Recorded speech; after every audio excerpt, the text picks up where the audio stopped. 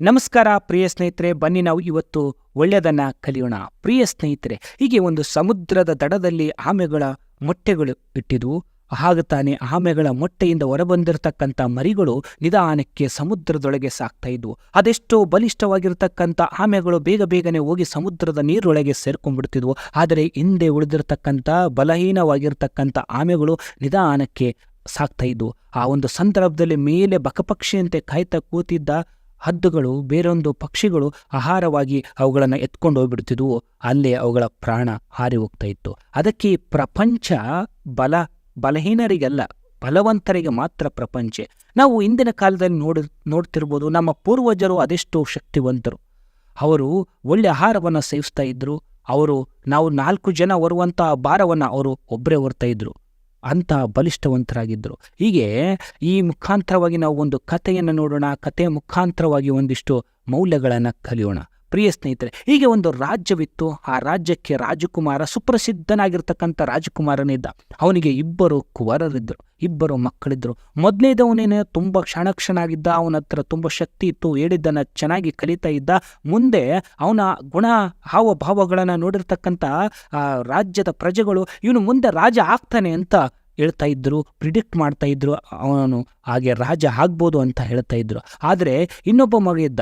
ಅವನಿಗೆ ಚಿಕ್ಕ ಮಗ ಏನಿದ್ನಲ್ಲ, ಅವನಿಗೆ ಅಷ್ಟಾಗಿ ಯಾವುದೋ ಒಂದು ಕಲಿಕೆಯಲ್ಲಿ ಆಸಕ್ತಿ ಇರಲಿಲ್ಲ. ಅವನು ಬಲಹೀನನಾಗಿದ್ದ. ಇದು ರಾಜನಿಗೆ ಚಿಂತೆಯಾಗಿತ್ತು. ಹಾಗಾಗಿ ರಾಜ ಆದವನು 2 ಮಕ್ಕಳನ್ನು ಸಮಾನವಾಗಿ ಕಾಣಬೇಕು, ಇಬ್ಬರಿಗೆ ರಾಜ್ಯವು ಕೂಡ ಸಮಾನವಾಗಿ ಹಂಚಬೇಕು ಅನ್ನೋ ಆಸೆ ಇದೆ. ಬಲಿಷ್ಠವಾಗಿರ್ತಕ್ಕಂಥ ಸಂಸ್ಥಾನ ಆಗಿರೋದ್ರಿಂದ ಮಕ್ಕಳು 2 ಕೂಡ ಬಲಿಷ್ಠರಾಗಬೇಕು ಅಂತಿದ್ದ.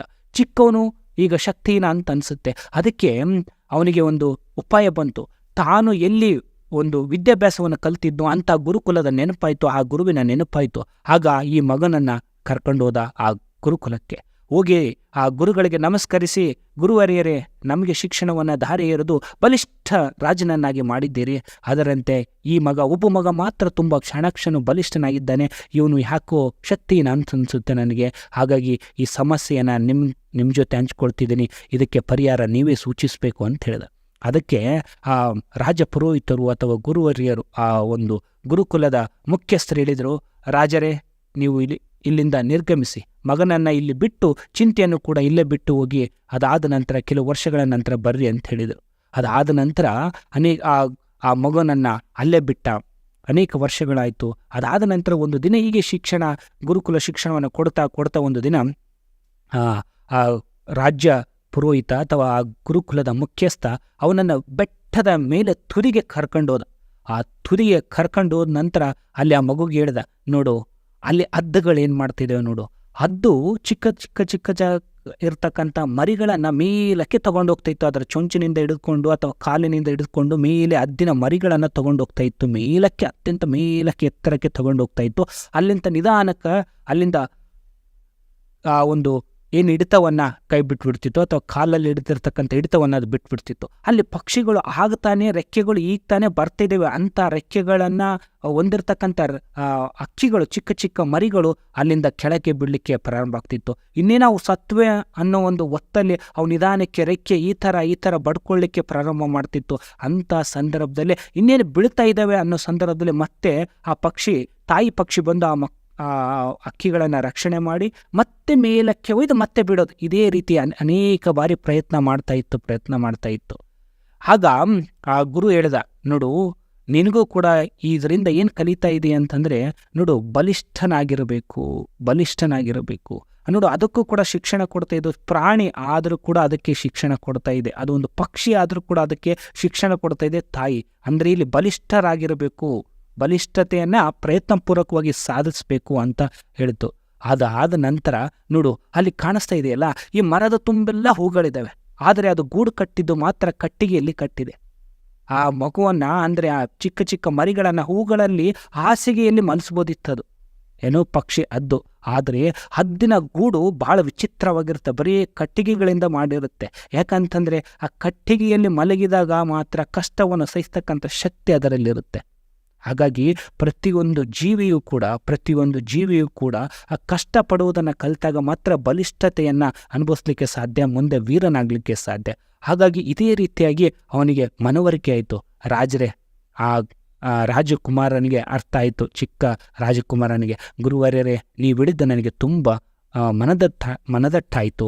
ಹೀಗೆ ನಾನು ಕೂಡ ಏನು ಮಾಡಬೇಕು, ಮುಂದೆ ಬಲಿಷ್ಠನಾಗಬೇಕು ಅಂತಂದರೆ ಅದಕ್ಕೆ ಗುರುವರ್ಯರು ಒಂದಿಷ್ಟು ಸೂತ್ರಗಳನ್ನು ಹೇಳ್ತಾರೆ. ಯಾವುದೇ ಒಬ್ಬ ರಾಜಕುಮಾರ ಅತ್ಯಂತ ದೊಡ್ಡ ಹೆಸರು ಮಾಡಬೇಕು, ರಾಜ್ಯವನ್ನು ವಿಸ್ತರಣೆ ಮಾಡಬೇಕು ಅನ್ನೋದಾಗಿರ್ತಂದರೆ ಕೆಲವೊಂದು ಅಂಶಗಳನ್ನು ಮಾತ್ರ ಖಂಡಿತವಾಗಿಯೂ ಕೂಡ, ಇದು ರಾಜನಿಗಷ್ಟೇ ಅಲ್ಲ, ಪ್ರತಿಯೊಬ್ಬ ಸಾಮಾನ್ಯ ಪ್ರಜೆಯೂ ಕೂಡ ಇಂಥ ಗುಣಗಳನ್ನು ಹವ್ಯಾಸವಾಗಿ ಮಾಡಿಕೊಂಡ್ರೆ ಜೀವನದಲ್ಲಿ ಮುಂದುವರಿತಾನೆ ಅಂತ ಹೇಳಿದ.